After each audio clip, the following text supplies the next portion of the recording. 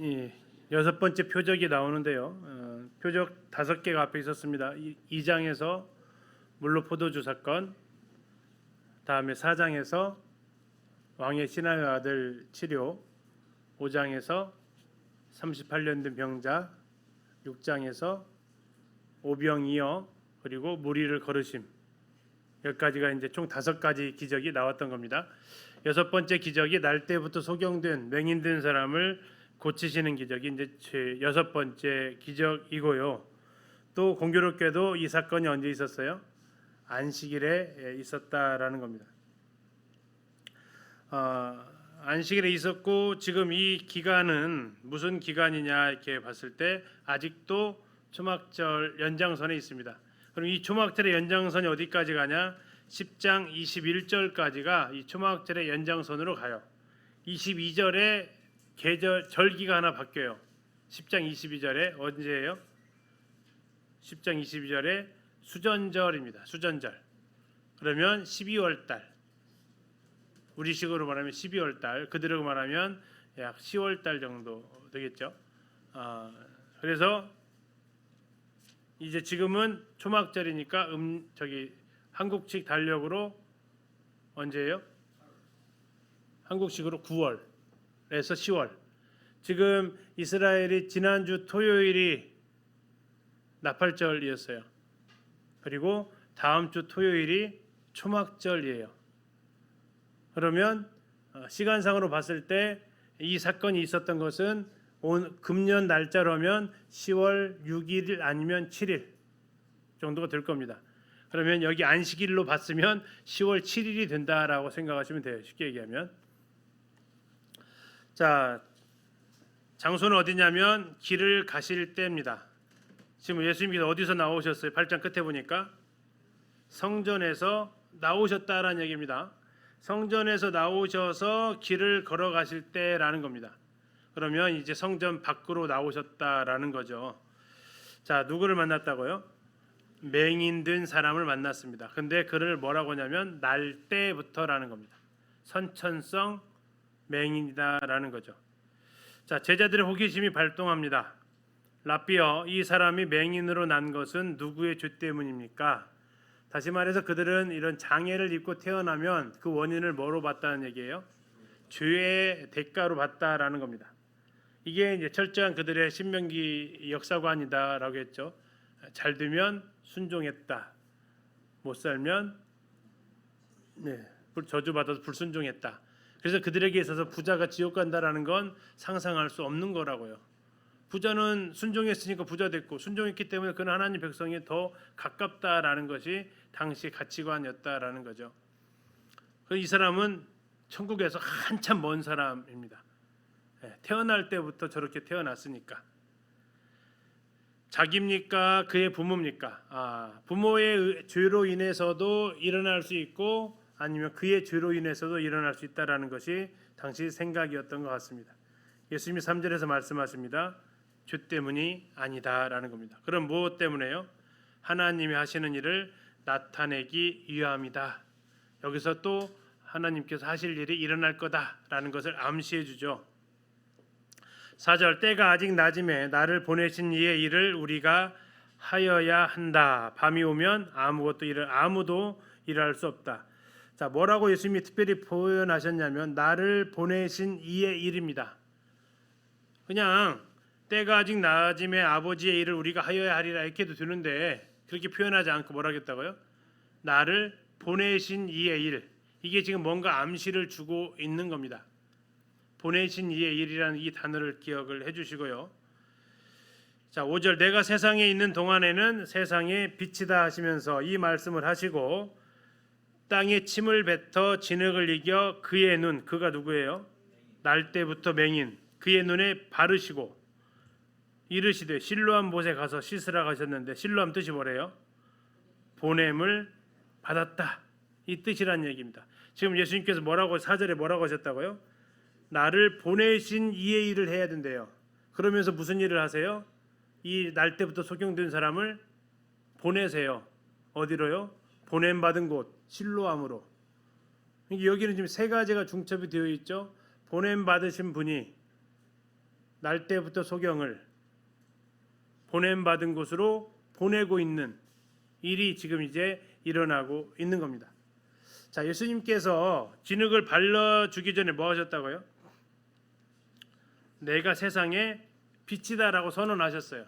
자, 우리가 물건을 보기 위해서는 조건이 있어요. 무슨 조건이 있죠? 눈이 있어야 되잖아요. 그렇죠? 눈만 있으면 보나요? 네, 여기 저는 다 내려버리면요. 네, 있음에도 눈이 있어도 안 보여요. 그래서 보기 위해서는 빛도 있어야 되고 뭐도 눈도 있어야 돼요. 자, 예수님께서 다시 5절 보시면 내가 세상의 빛이다 하시고 눈에다가 진흙을 발라 이겼어요.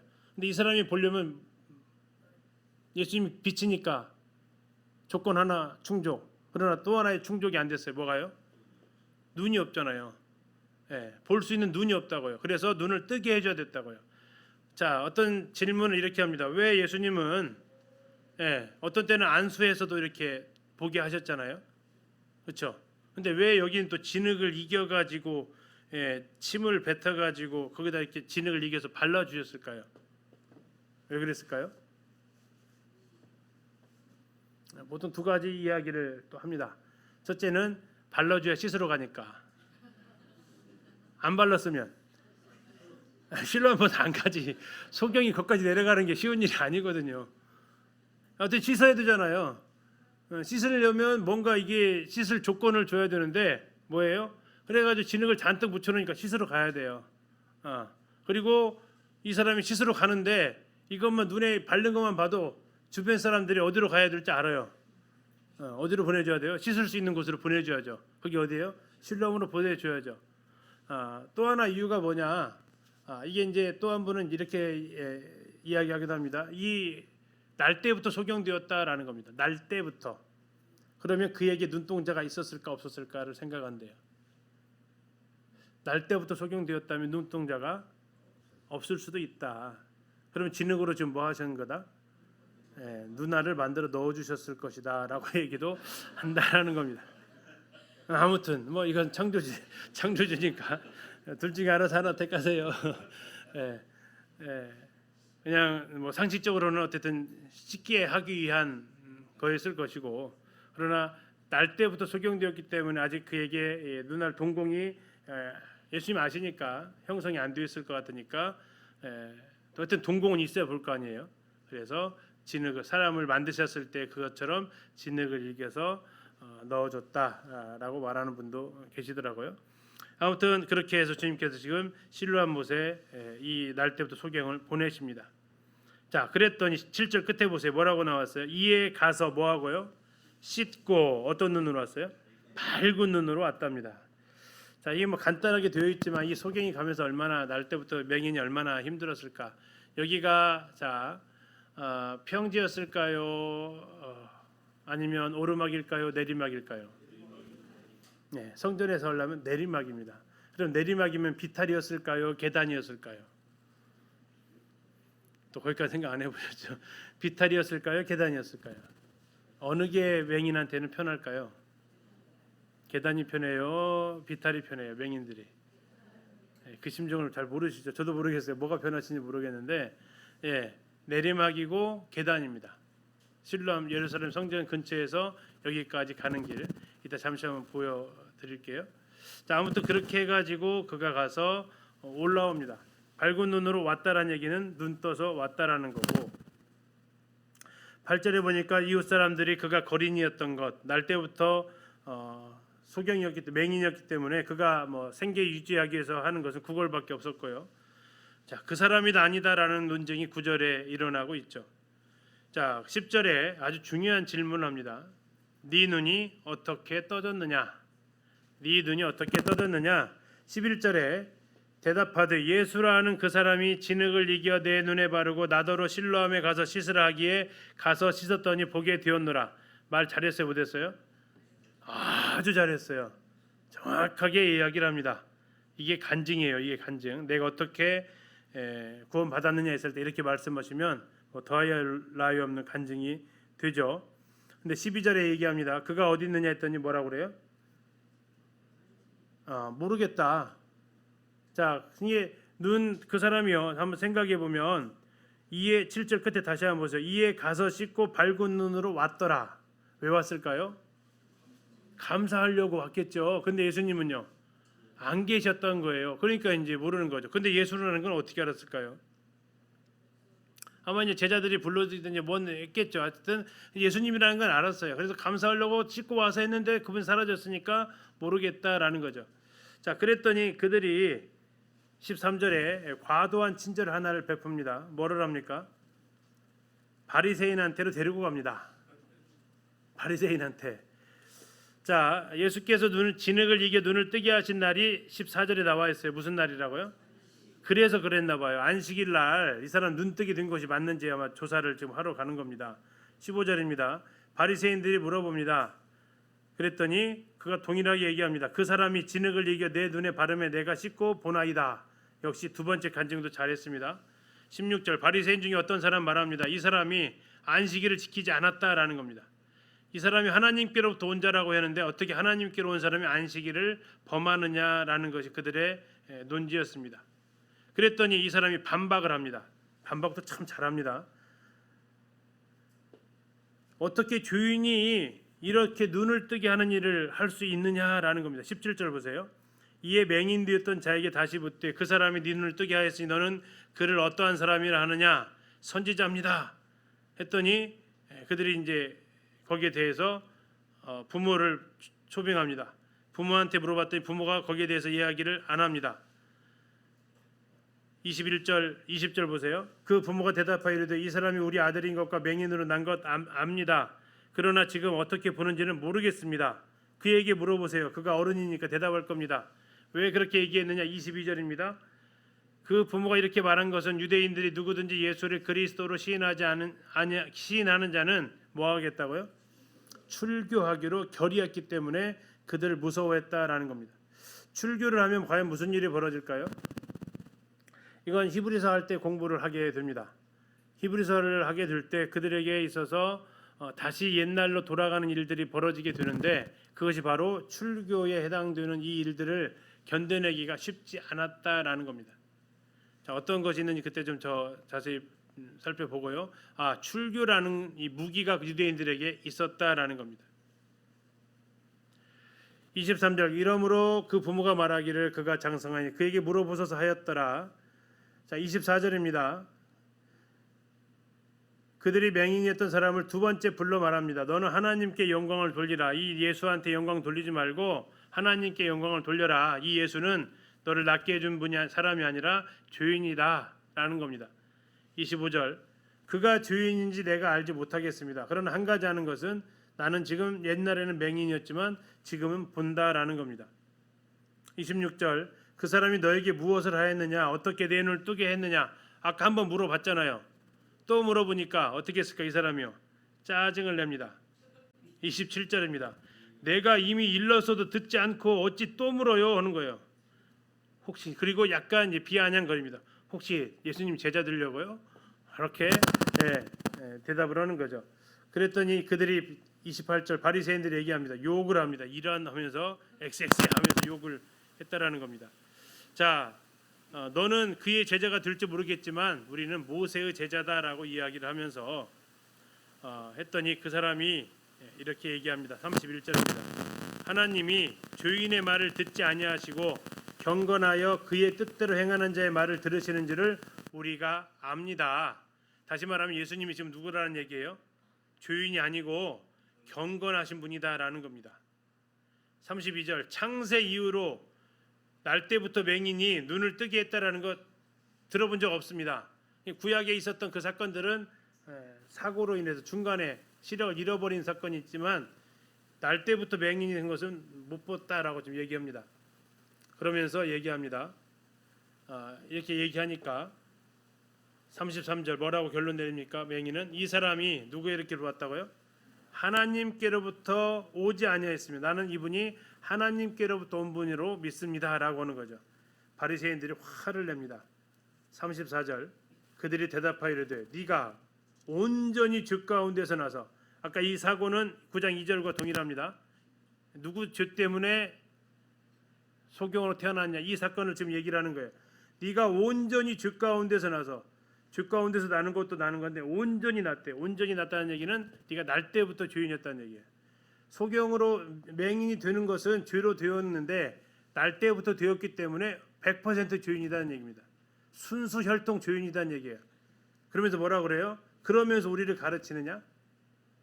그 죄인인 주제에 순도 100% 죄인이 이 바리새인 우리를 지금 네가 지금 가르치려 드느냐라고 호통을 치는 거죠. 그래서 그를 쫓아내 버립니다.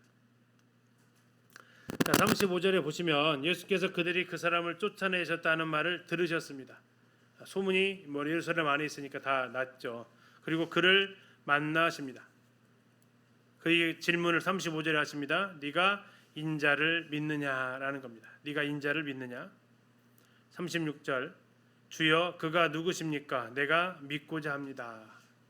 37절 네가 그를 보았거니와 지금 네 앞에 있는 내가 인자다.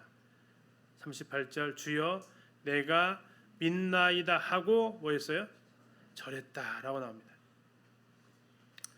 소경되었던 그가 예수 그리스도께서 하나님의 아들이시라는 사실을 믿었기 때문에 그가 절했다라고 나옵니다. 절하고 믿은 게 아니고요. 믿고 나서 절했다라는 겁니다. 그 전에는 그가 하나님의 아들이 사실을 몰랐을 때는 그는 예수님을 뭐라고 불렀어요? 아까 뭐 예수라는 그 사람, 또 뭐 선지자, 또 뭐 경건한 사람 이 정도 그가 예수님을 위해서 할 수 있었던 표현이었죠. 그런데 지금 뭐라고 했다고요?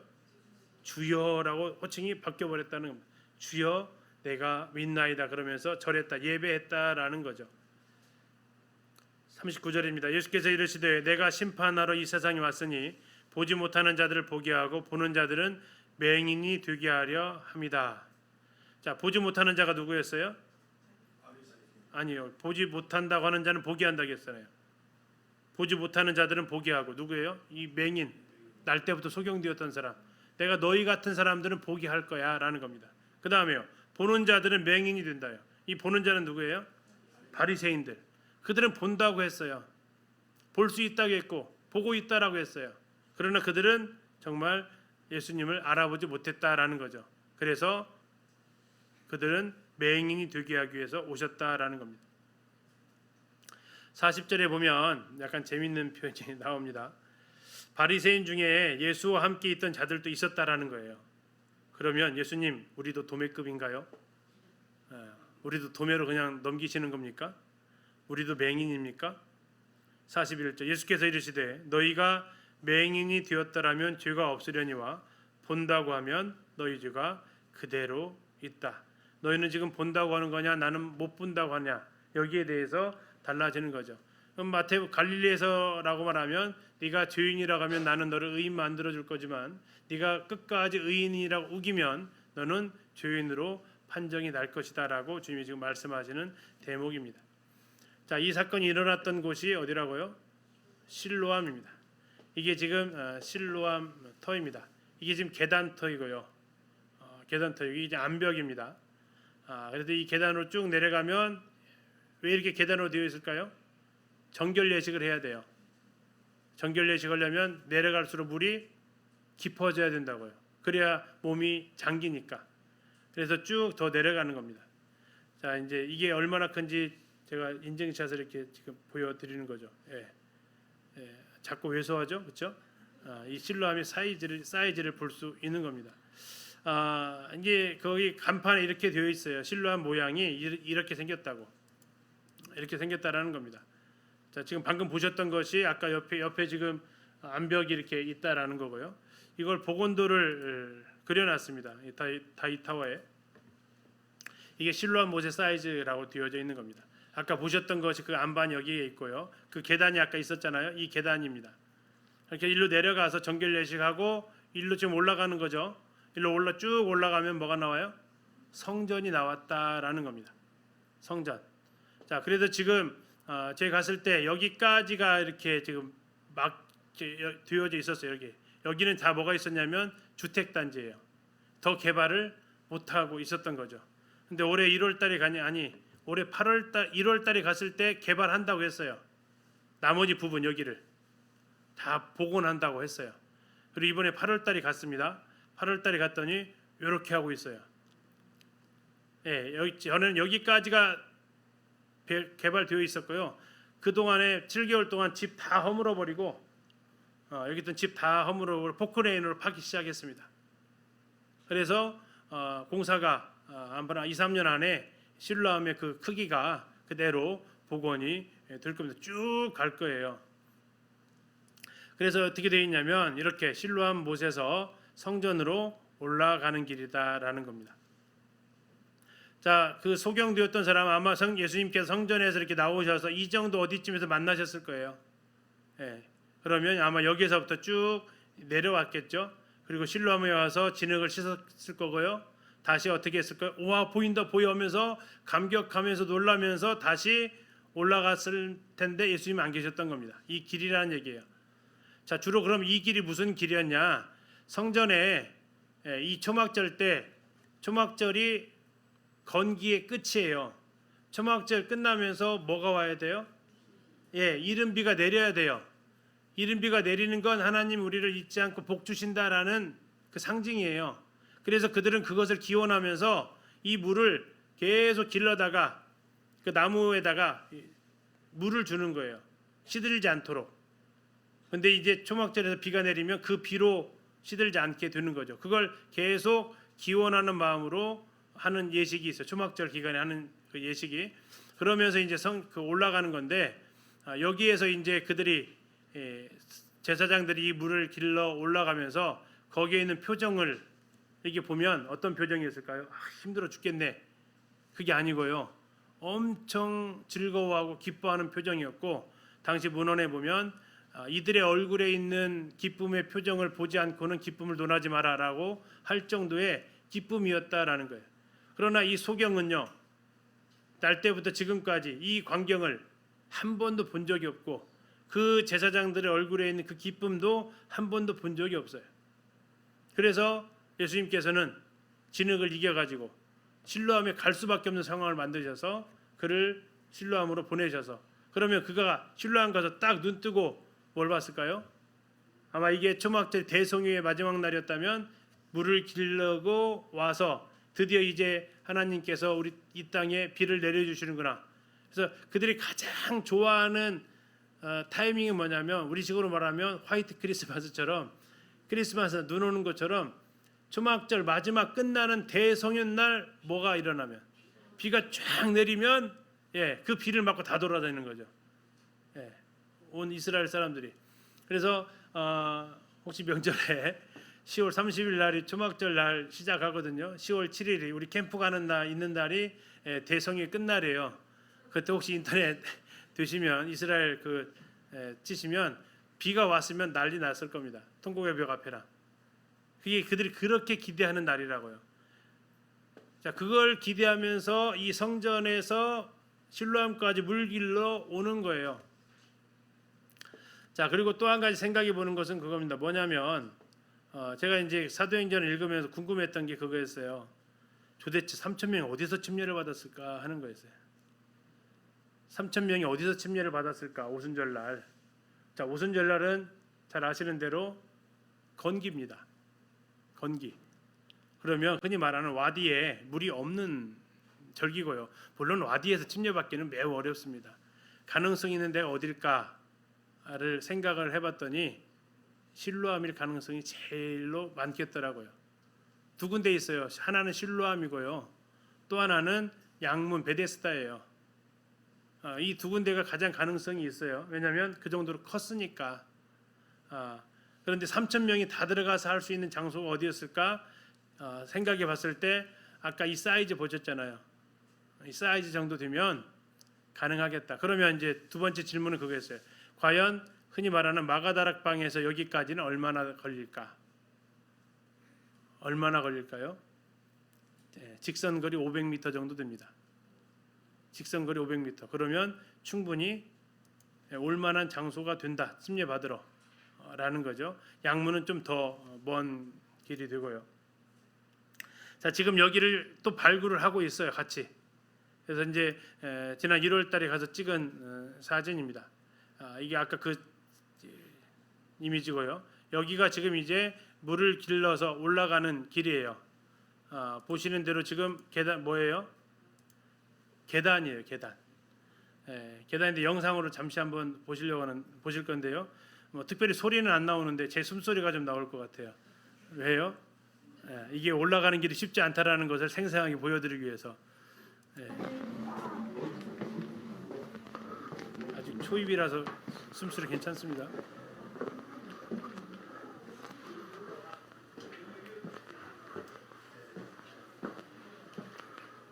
자, 이제 무너지지 않게 옆에다가 이제 H빔 같은 걸로 철골로 다 하고 있고요. 갔더니 딱 막아놨더라고요. 그래서 어떻게 했을까요? 두드려 봤죠. 두드리면 열릴까 해서.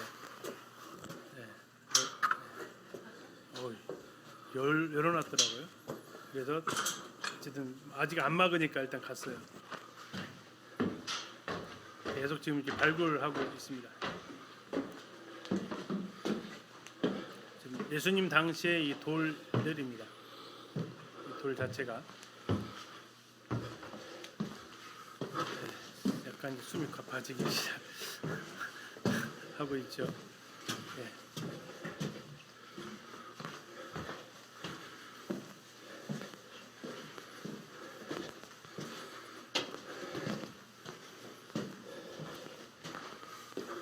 상당히 지금 많이 해놨죠.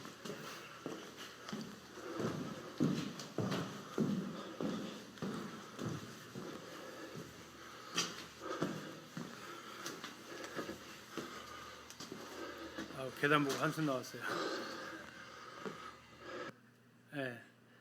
더 올라가지 않은 이유는 저기서 사람들이 지켜보고 있어가지고 나가라고 할까봐. 물론 계단이 높아가지고 그러기도 했고요. 계속 공사를 하고 있습니다. 그래서 이제 아마 저희가 이제 현재 계획을 2025년에 갈 때는 더 많이 개발을 해놔서 더 뚫어놨을 수도 있겠죠. 자, 이런 곳에 이제 실로암이 있었고 이곳에 지금 주님께서 날 때부터 소경된 맹인된 사람을 보내서 이 길을 따라서 그 맹인의 모습으로 갔다가 실로암 가서 씻고 올라올 때는 무슨 눈으로 왔다고 했을까요? 밝은 눈으로 왔다라는 겁니다. 어쩌면 이것이 이제 우리가 실로암 가서 씻고 죄를 씻고 가기 전에는 어둠에 있다가 이제 빛으로 나와 있는 이것의 모습을 생각하게 합니다. 자, 이제 10장 21절까지 오늘 보고 마치려고 하는데요. 지금 계속 초막절의 분위기는 이어져 가고 있다라는 겁니다. 자, 아까 이제 말씀하신 초막절의 두 가지 특징이 하나는 여인의 뜰에 불을 환하게 비춰놨고요. 그래서 예수님이 그때 나는 세상의 빛이다라는 걸 선언하셨다라고 했습니다.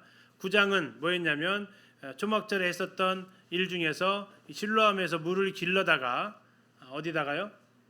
성전에다가 붓는 그 의식을 계속했고요. 그것을 붓는 제사장들이 굉장히 기쁨으로 그 일을 했다라고 기록되어져 있고 그 기쁨에 참여하기 위해서 예수님은 한 번도 그것을 경험하지 못한 그에게 이 일을 하게 하셨다라는 겁니다. 자, 이제 10장입니다. 내가 진실로 진실로 너희에게 이르노니 이건 9장 끝하고 연결되어지는 겁니다. 여기서 그러면 이 내가라고 너희에게라는 것은 누군가라는 겁니다. 너희에게 이른다라고 했어요. 이 너희가 누군가 한번 보세요.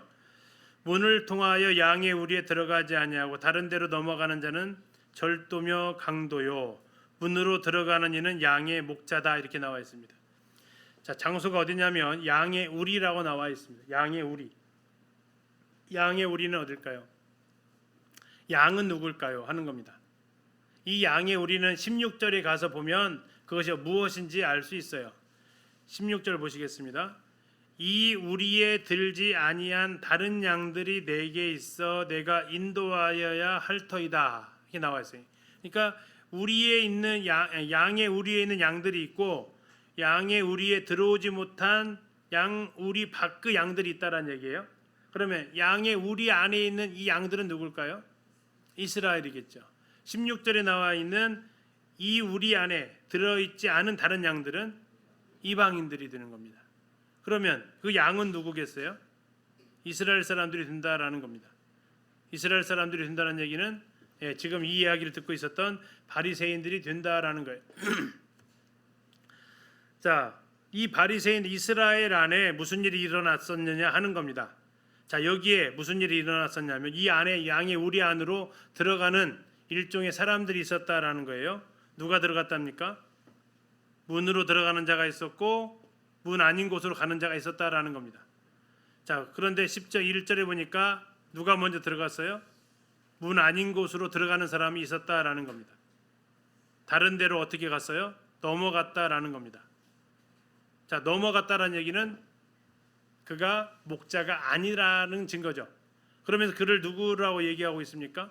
절도며 강도라고 나와 있어요. 절도는 뭐 하는 사람이에요? 훔치는 사람. 강도는 빼앗는 사람. 예, 절도, 이게 절도라는 얘기는 내 거 아닌데 내 것처럼 생각하는 사람. 강도는요, 네 거지만 내 거라고 빼앗아 가는 사람. 자, 이들은 전부 다 목자가 아니라 양들을 이용해 먹는, 예, 싹군도 아니고 그냥 완전히 도둑놈들이에요. 예. 자, 그런데 2절에 보니까 누가 나와 있어요? 문으로 들어가는 자가 있대요. 누구라고? 그게 양의 목자다. 문으로 들어갔다는 얘기는 뭐예요? 문으로는 들어갔다는 얘기는 정상 코스로 갔다라는 얘기죠. 다시 말하면 메시아는 구약에 예언된 대로 오셔야 돼요. 예언되지 않은 대로 오면 이건 다 절도며 강도라는 얘기예요. 예수님께도 느닷없이 나타난 게 아니고 어떻게 했어요? 창세기 3장 15절 원시복음부터 여자의 우선으로 날 것부터 시작해서 쭉 예언이 되어져 있어요. 태어날 장소까지 다. 이게 뭐예요? 다시 말하면 문으로 들어왔다는 얘기예요. 정상적인 코스로, 사람이 다니는 코스로, 목자 다니는 코스로 왔다는 얘기예요. 그 앞에 있었던 애들은 아니다라는 얘기예요. 지들 멋대로 들어갔고 목적은 가져가고 빼앗아 가려고. 자, 3절 문지기는 그를 위하여 문을 엽니다. 그를 목자를 위해서 문을 열고요. 양은 그의 음성을 듣습니다. 이스라엘이죠. 이스라엘은 목자의 음성을 듣는다라는 얘기예요. 그가 자기 양의 목자가 양들의 이름을 각각 불러 그 다음에 3절이 의미심장한데요. 뭐예요? 인도해 낸다라는 겁니다. 자, 이게 왜 의미심장할까요? 양의 우리에 지금 누가 있다고요? 이스라엘 백성들이 있다고요. 근데 목자가 뭐 하신다고요? 인도하에서 끌어낸다라는 거예요. 이스라엘이라는 곳에서 뭐 한다고요? 인도에서 밖으로 불러낸다라는 거예요. 4절 보시면 누구를 불러내냐면 자기 양을 불러낸다는 얘기예요. 그럼 그 우리에는 무슨 양도 있다는 얘기예요? 자기 양이 아닌 남의 양들도 있다는 얘기예요. 이건 당시에 뭘 보여주냐면 공동으로 이게 목축을 했어요. 들로 이렇게 나가게 되면 혼자 가는 게 아니라 같이 이렇게 뭐 친구 따라 어디 간다고 이렇게 하듯이 여러 명이 목자가 해서요. 그래서 자기 양의 인식표를 달아주는 거 있잖아요. 그런 식으로 그렇게 해서 우리 안에 같이 모아놔요. 그리고 나서 이제 풀먹이로 갈 때는 누구 걸 데리고 가요? 자기 양만 데려간다고요. 거기에는 지금 누구 거냐면 내 친구들의 양들도 있다고요. 그 양들은 안 데리고 가요. 누구 양만? 내 양만 데려간다라는 얘기예요. 다시 말하면 우리 안에 있다고 해서 다 예수님 양이 아니었다라는 얘기고요. 그러나 중요한 것은 뭐예요? 자기 양은 이름을 불러서 인도한다라고 얘기해요. 안다라는 겁니다. 이름이라는 것이 뭐예요? 관계가 형성되어졌다라는 얘기예요. 예. 그래서 구별짓기 위해서 뭐 요즘 뭐 이렇게 인두 같은 거 대가지고 이렇게 엉덩이에다 뭐 찍고 이렇게 한다고 하잖아요. 요즘 뭐 또 인식표 같은 것도 요즘 이제 바코드 달고 막 이런 식으로 하는 것처럼 예수님께서 그들의 양을 이름을 불러서 각각 인도해 낸다라는 얘기예요. 각각 하나씩 하나씩. 그리고 4절에 다 내어놓는다는 얘기예요. 자기 양이라는 단어를 지금 다시 한번 얘기하세요. 왜 그러냐면 나중에 이 양 가지고 예수님께서 한 번에 언쟁을 하시기 때문에 그래요. 이 수전절에 너희가 내 양이 아니기 때문에 내 말 안 듣는다라고 얘기를 하신다고요. 미리 한번 잠깐 가서 보실까요? 26절 한번 보세요. 10장 26절. 너희가 뭐가 아니라고요? 내 양이 아니므로 믿지 않는다. 27절 내 양은 내 음성을 듣는다. 나는 그들을 안다. 그들도 나를 안다. 이게 양과 목자의 관계라는 얘기예요. 그것을 다시 말하면 10장 4절에서는 자기 양이다라는 거예요. 자, 이스라엘이라는 커다란 울타리 안에 이제 예수님께서 예수님을 따르는 자기 양들을 다 내어 놓으신다라는 겁니다. 그리고 뭐 하신대요? 4절에 보세요. 다 내어 놓은 후에 뭐 하신다고요? 앞서 가서 가신대요. 그러면 양들이 따라 나온대요. 5절 타인의 음성은 알지 못해요. 이게 다른 목자들이 가자게도 안 따라간다는 거예요. 왜 안 따라가요? 그 양의 목자가 목자가 자기의 주인이 아니니까. 이 양들이 자기 주인의 음성만 듣고 따라간다라는 거죠.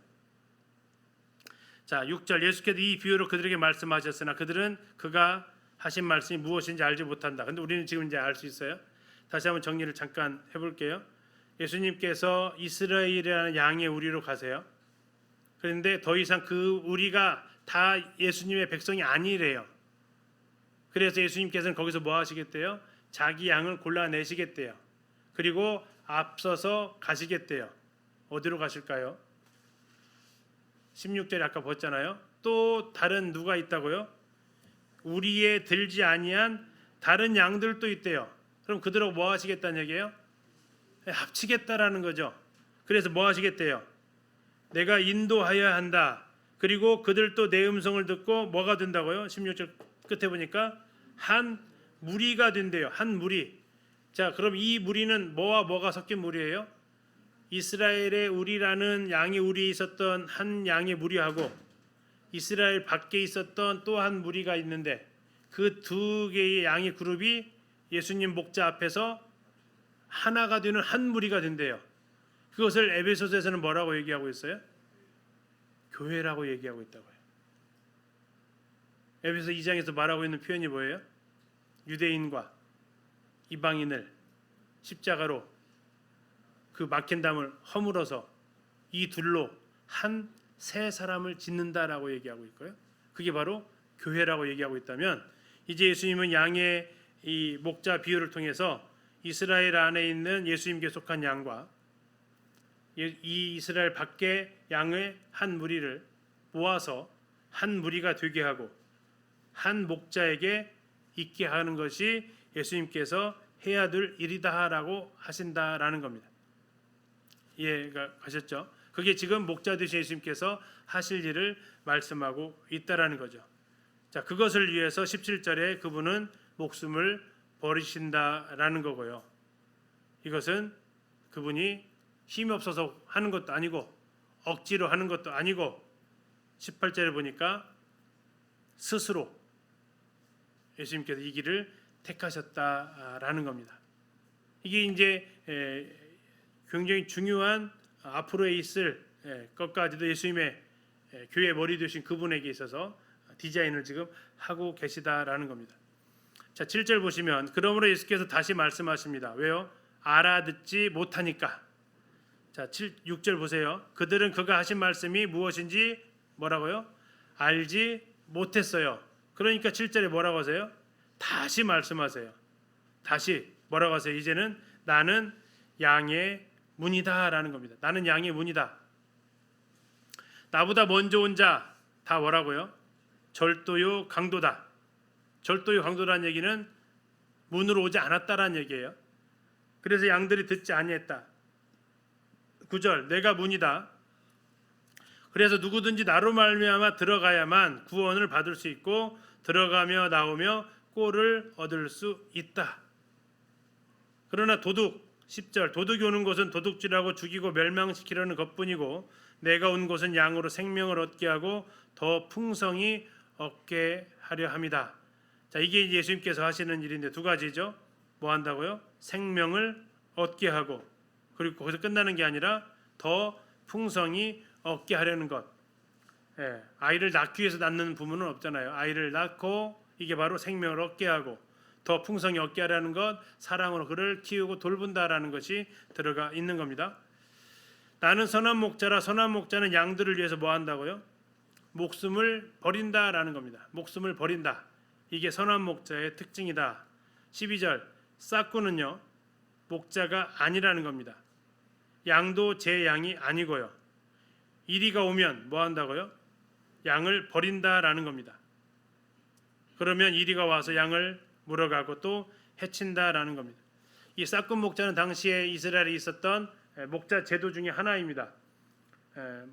어감은 되게 나쁜 표현 같죠. 그렇죠? 싹군 좋아 보이세요? 다른 말로 하면 뭘까요?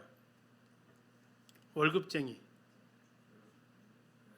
월급쟁이, 고용인.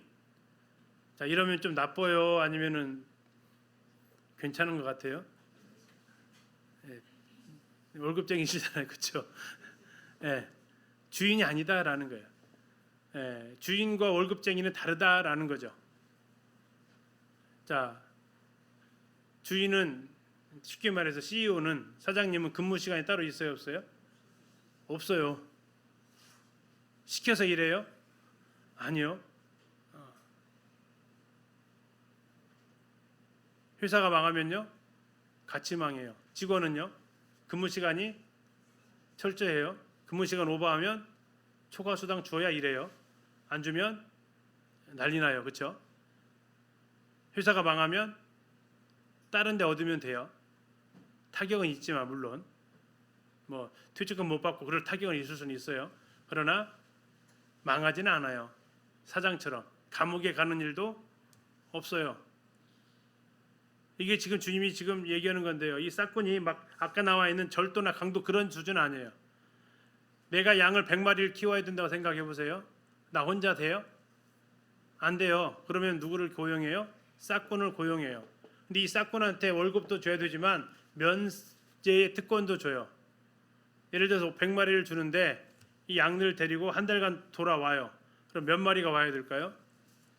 최소 100마리는 와야겠죠. 근데 도중에 새끼 낳고 그러면 뭐 한 120마리, 150마리 오면 더 좋겠죠. 근데 꼭 그런 일만 벌어지는 게 아니라 가다가 양들이 죽는 일도 벌어지죠. 그래서 면책 특권이 주어져요. 몇 마리까지는? 20%까지는. 100마리를 데리고 나갔다가 몇 마리만 데리고 오면 80마리만 데리고 오면 거기에 대해서 손해배상 청구를 못 한다고요. 그래서 지금 이 12절의 상황이 벌어져요. 이리가 왔어요. 그러면 어떻게 해요? 안 싸워요. 왜? 면책 특권이 있어요. 20%까지는. 한 마리 죽어도 책임 묻지 않는다고요. 그러니까 버리고 너 하나 잘 먹고 떨어져라. 나는 나머지 양 데리고 가면 나는 거기에 대해서 책임이 없다. 하는 게 이게 누구라고요? 싹군 목자라고요. 싹군이라고 그냥 직업 고용인. 그럼 가장 큰 차이점이 뭐냐면 양들을 위해서 존재하냐, 양이 그들을 위해서 존재하냐의 차이예요. 주인은 양들을 위해서 목숨을 버릴 수 있대요. 싹군은요 절대 그렇지 못해요. 왜요? 양이 자기를 위해서 존재하니까 그래요. 양이 자기를 위해서 존재해요. 싹군 목자들. 그렇죠? 주인은요 그 양들을 위해서 존재한다고 지금 얘기하는 거예요. 그래서 양들을 위해서 목숨을 버릴 수 있고 다윗이 바로 그러한 사람이었죠. 곰이 생기면 뭐 했다고 그래요? 입속에서 빼냈다고요. 입속에서. 그럼 뭐 내장 갈라서 꺼냈다라는 얘기 아니에요. 거의 죽을 상황에서까지 쫓아간 거예요. 이제는 죽었구나 포기해도 되겠구나 하는 그 상황까지라도 쫓아가서 건져온 거죠. 왜요? 그가 싹군으로 안 살고 목자로 살았다라는 거죠. 그래서 하나님께서 시편에서 뭐라고 하세요? 78편에서 다윗을 불러서 내 백성을 맡겼다라는 거예요. 왜? 저놈은 싹군 아니구나. 저놈은 목자구나. 이스라엘 백성들도 역시 목자처럼 돌보겠구나. 그래서 이 목자를 누구를 만나느냐에 따라서 양들의 삶의 질이 달라지고요. 이것은 우리나라도 마찬가지죠. 뭐 가정은 부모를 누구를 어떤 부모를 만나냐에 따라 삶의 질이 달라지고, 교회는 인도자들을 어떻게 만나냐에 따라 달라지고, 국민들은요, 대통령과 그 통치자들을 어떻게 만나느냐에 따라서 완전히 달라지는 거죠. 다시 말하면 누가 누구를 위해서 존재하느냐에 따라서 그들의 운명이 달라진다라는 겁니다. 13절 보시면 달아나는 것은 그가 싹군인 까닭이다. 비난할 것 같지만 그들은 한 마리 버리고 자기가 사는 것이 낫다라고 생각한다라는 얘기. 왜? 목자가 아니니까. 그러나 14절 나는 선한 목자다. 나는 내 양을 알고 양도 나를 안다. 어떻게? 아버지께서 나를 아시고 내가 아버지를 아는 것 같이 나는 양을 위하여 목숨을 버리노라. 자, 이걸 몇 번을 말씀하세요 지금? 자, 11절에 한 번 했죠. 양들을 위하여 목숨을 버리거니와 또 어디서 했어요? 목숨 버린다고 또 어디서 했어요? 15절. 그 다음에 또 어디 있어요? 17절. 자, 계속해서 주님은 선한 목자로서 뭐 하신다고요? 목숨을 버리실 것을 계속해서 말씀을 하고 계십니다. 아까 16절, 17절, 18절은 보셨어요? 이런 놀라운 계획이 주님 안에 있었다라는 겁니다.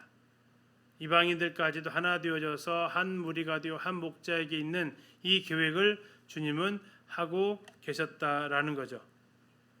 19절입니다. 이 말씀으로 말미암아 유대인 중에서 뭐가 일어났어요? 분쟁이 일어났어요. 분쟁이 일어났다는 얘기는 이 하신 말씀을 알았다라는 얘기예요, 몰랐다는 얘기예요? 알아들었다라는 얘기예요. 몰랐으면 싸울 일도 없어요. 근데 뭔 얘기하는지 알겠어요. 아마도 분쟁이 일어나는 것은 16절 말씀 때문이 아닌가 싶어요. 자, 그들은 이 말씀으로 말미암아서 분쟁이 일어납니다. 20절 그 중에 많은 사람이 말하되 그가 귀신 들려 미쳤거늘 어찌하여 그 말을 듣고 있느냐. 이게 더 이상 들을 거 없다. 21절 어떤 사람은 말하되 이 말은 귀신 들린 자의 말이 아니다. 귀신이 맹인의 눈을 뜨게 할 수 있느냐.